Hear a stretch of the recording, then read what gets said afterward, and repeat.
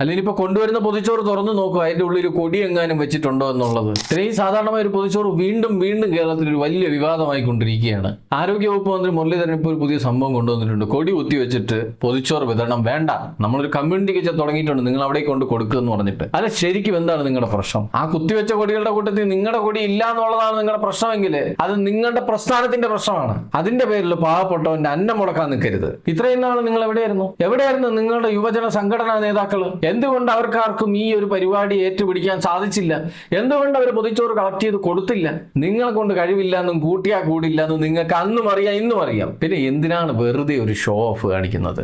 ഓരോ വീട്ടമ്മമാരും ഭക്ഷണത്തിനൊപ്പം അവരാൽ കഴിയുന്ന ഒരു തുക പൊതിച്ചോറിൽ വെക്കാറുണ്ട്. അതിന് പാർട്ടിക്കാർ വോട്ട് പിടിക്കാൻ വേണ്ടി പൈസ കൊടുത്തതാണെന്ന് കൂടി നിങ്ങൾ പറഞ്ഞു വരുത്താതിരുന്നാൽ നന്നായിരിക്കും. ഓരോ വീട്ടമ്മമാരും പാർട്ടി നോക്കിയല്ല പൊതിച്ചോറ് കൊടുക്കുന്നതിന് ഒരൊറ്റ ഉദാഹരണമേ ഉള്ളൂ. അതാണ് ഓരോ പൊതിച്ചോറിലും കാണുന്ന ഒരു കുറിപ്പടി. അതാ വാങ്ങിക്കുന്ന രോഗിയായ മനുഷ്യന് അല്ലെങ്കിൽ ആ രോഗിയായ മനുഷ്യന് കൂട്ടിരിക്കാമെന്ന മനുഷ്യന് സാന്ത്വനം കൊടുക്കാൻ പറ്റുന്ന വാക്കുകളാണ്. നിങ്ങളുടെ യുവജന പ്രസ്ഥാനത്തിൽ ഇരിക്കുന്ന യുവ നേതാക്കൾക്ക് സാധിക്കുമോ ഓരോ വീട്ടിലും പോയി പൊതിച്ചോറ് കളക്ട് ചെയ്ത് അതാത് അർഹതപ്പെട്ടവർക്ക് വേണ്ടിയിട്ട് അത് എത്തിച്ചു കൊടുക്കാൻ? നിങ്ങളെ കൊണ്ട് അത് അന്നും സാധിക്കില്ല, ഇന്നും സാധിക്കില്ല. അതുകൊണ്ടാണ് നിങ്ങൾ പറഞ്ഞത് കമ്മ്യൂണിറ്റി കിച്ചൺ തുടങ്ങിയിട്ടുണ്ട്, നിങ്ങൾക്ക് പൊതിച്ചോറ് അവിടെ ഏൽപ്പിക്കാം, ഞങ്ങൾ വിതരണം ചെയ്തോളാമെന്ന്. ഇത്രയ്ക്ക് മെനക്കേട് വേണോ മിനിസ്റ്ററെ? വിതരണം ചെയ്യാൻ മാത്രം ആത്മാർത്ഥത കാണിച്ചാൽ പോരാ.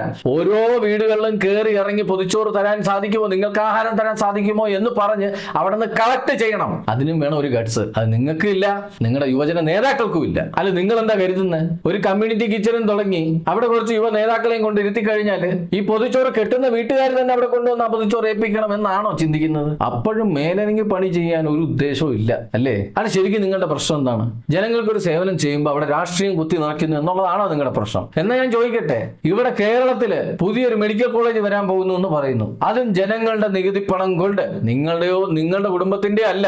അവിടെയും ആ മെഡിക്കൽ കോളേജിന് എന്തുകൊണ്ടാണ് നിങ്ങളുടെ പിതാവിന്റെ പേര് നിർദ്ദേശിച്ചതെന്നൊന്ന് പറഞ്ഞാലും. കേരളത്തിലെ ജനങ്ങളുടെ നികുതിപ്പണം കൊണ്ട് കേരളത്തിന് വേണ്ടി ജനങ്ങൾക്ക് വേണ്ടി ഒരു ആശുപത്രി പണിയുമ്പോൾ അവിടെ എന്തിനാണ് കെ കരുണാകരൻ മെമ്മോറിയൽ എന്ന് പേര് നിർദ്ദേശിക്കണം?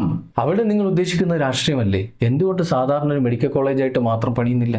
പക്ഷെ നിങ്ങളൊരു കാര്യം മനസ്സിലാക്കണം, അന്യന്റെ അന്നത്തിലും മണ്ണ് വാരിയിട്ട് കൊണ്ടുള്ള നിങ്ങളുടെ രാഷ്ട്രീയ കളി അത് ഈ 5 വർഷം മാത്രം ഈ നാട്ടിലുണ്ടാകും. നിങ്ങൾ തിരിച്ചു ഭരണം പിടിക്കുമെന്ന് നിങ്ങളുടെ മനസ്സിൽ എവിടെയെങ്കിലും ഒരിറ്റ് വിശ്വാസം ഉണ്ടെങ്കിൽ അതങ്ങ് മായ്ച്ചു കളഞ്ഞേരെ. ഈ നാട്ടിലെ ജനങ്ങള് ഇനിയും ഈ വിവരക്കേട് കാണിക്കില്ല എന്ന് ഉറപ്പിച്ചു പറയാം. കാരണം നിങ്ങളെ വിശ്വസിച്ച് നിങ്ങൾക്ക് വോട്ട് കുത്തിയ ജനങ്ങളുടെ അന്നമാണ് നിങ്ങൾ മുട്ടിക്കാൻ ശ്രമിക്കുന്നത്. എന്തുകൊണ്ടാണ് ഇക്കാര്യത്തിൽ ജനങ്ങൾ നിങ്ങളെ വിശ്വസിക്കാത്തതെന്ന് നിങ്ങൾക്ക് മനസ്സിലായോ? ഇന്ന് നിങ്ങൾ കമ്മ്യൂണിറ്റി കിച്ചൺ തുടങ്ങി, നാളെ പൊതിച്ചോറിന് വേണ്ടി തെക്കും തിരക്കും കൂട്ടുന്ന ജനങ്ങൾക്ക് നിങ്ങൾ ഒരു ഇന്ദിരാ പാസ് കൂടി അടിച്ചു കൊടുക്കും. അങ്ങനെ ഒരു അവസ്ഥയിലാണ് ഇന്നത്തെ ഗവൺമെന്റ് കടന്നു പോകുന്നതെന്ന് എല്ലാവർക്കും അറിയാവുന്ന ഒരു കാര്യമാണ്. അവസാനമായിട്ട് എനിക്ക് പറയാനുള്ളത് ബഹുമാനപ്പെട്ട മുഖ്യമന്ത്രി ശ്രീ വി ഡി സതീശനോടാണ്. 5 വർഷത്തെ വിസ്മയം അനുഭവിച്ചതിന് ശേഷം നിങ്ങൾ മണ്ണിലേക്ക് ഇറങ്ങണം. ഈ നാട്ടിലെ ജനങ്ങൾ വോട്ട് കൊണ്ട് മറ്റൊരു വിസ്മയം നിങ്ങളെ കാണിക്കും. അതിൽ നിങ്ങളൊന്ന് അത്ഭുതപ്പെടും.